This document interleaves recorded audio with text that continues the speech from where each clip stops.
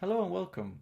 Previously, I was exploring the usage of Inertia.js to power up the front end of my Crystal application in order to leverage on all the tooling available on the JavaScript ecosystem. And if you already click on this video and you saw by the cover, it didn't work for me.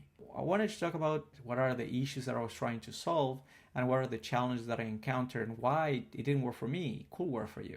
So initially, why I tried Inertia. I wanted to separate the feedback cycles. If I introduce modifications to the user interface, I didn't want to wait for the compilation of my backend application in order to be able to experience those in the front end. The longer the feedback cycles are, the worse developer experience you encounter. When we're dealing with backend, specifically with a compile language, the compilation step could take several seconds to complete.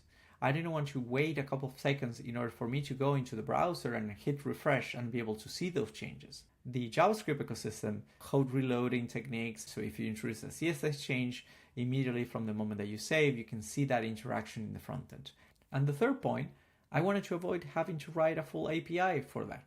Now let's talk about what works great for Inertia.js. When you have backend data and you wanted to send that to a front-end presentation, that works perfectly. When you need to clearly integrate front-end tooling, being that Vue, React, or any other type of those frameworks, and when you're dealing with single-page interactions, meaning that you're moving from one page to another, or you're dealing with the navigation, that works perfectly great. However, the first limitation I encountered was dealing with layouts, passing information to those, and specifically dealing with persistent layouts. For those who are not familiar with Inertia.js, it's a way for you to abstract the shell of your application and having that globally living part of your page. And looking into solutions for that, this is not supported. Non-trivial problems to solve, as they highlighted. Thankfully, I found something on Vue called Teleport. The second issue that I encountered is dealing with props, specifically with props that are going to have 1,000 of entries on the results. Not talking about the pagination of things. For example, a drop-down for you to select something that needs to have 1,000 records to be displayed there. Even that you can defer loading of those or lazy loading those, it doesn't scale when you're talking about that range. Ideally, you will have something more as a type to search or a certain level of functionality that will allow you to load only the elements that you need. And for that, you need to develop your own endpoints. They are not a clear inertia response. So at the end, you end developing some sort of API.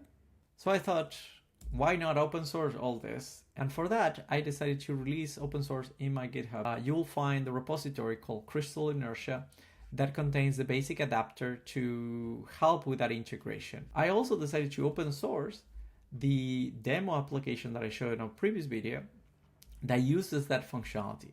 On my terminal, I'm going to run the setup, which in this particular case is going to use a Docker container. It's going to build and install all the dependencies there. And that will allow me to run the application from there. So it installs all the dependencies that I need, both backend and frontend.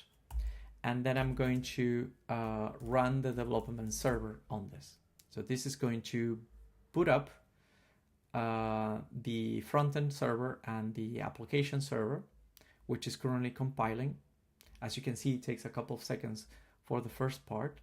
And in this particular case, it's a fresh start. It ran all the migrations and it's available on port 8080 of my local setup. Now we go to localhost port 8080 and we can see the dashboard. So we can see the total count of comedians and jokes, and we can click around, go into comedians, see the list, navigate to the different pages on those, go to jokes, click on one of those, and then be able to delete those and get back to the listing, etc. That's the functionality you can get out of the box on the experience, and you can inspect here when you're using the Vue tools component. You can see that, for example, when going to the dashboard and I expand the main, you will see the dashboard has an object on it. And if I go to comedians, that's the one that gets replaced. But main, because it's a share layout or a persistent layout, it doesn't get replaced like the other ones, like the index component or the edit component when I click on it, as you can see. So let's take a look to the backend code to see how that works. So here we have an application environment as I define it.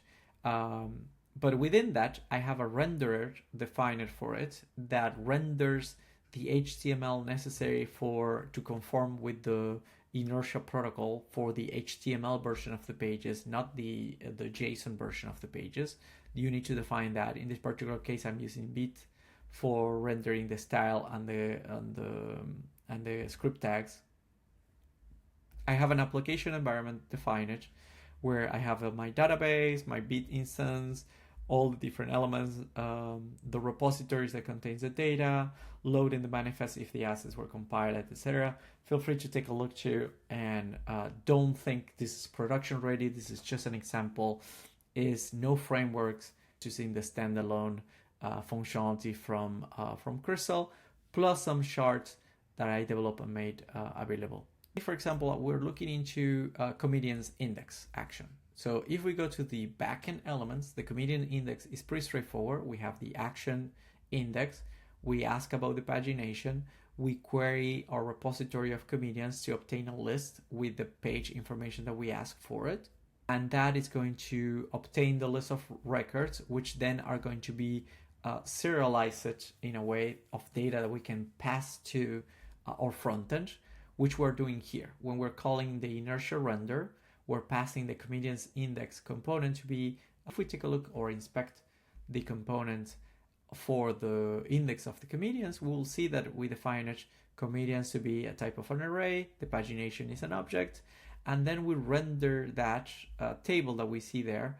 So we do iterate over comedians, and for each one of those we display the name, the specialty, number of jokes, created at, and then we build a link to go to that edit page of that comedian.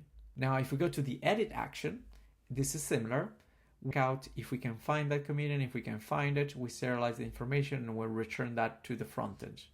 In the frontend, in the edit action, we do the same thing. We collect the errors that are going to be displayed. And then we have form that we're submitting there to be able to have the cancel actions or any extra button, like for example, the delete of the comedian button that actually performs the delete comedian action on it.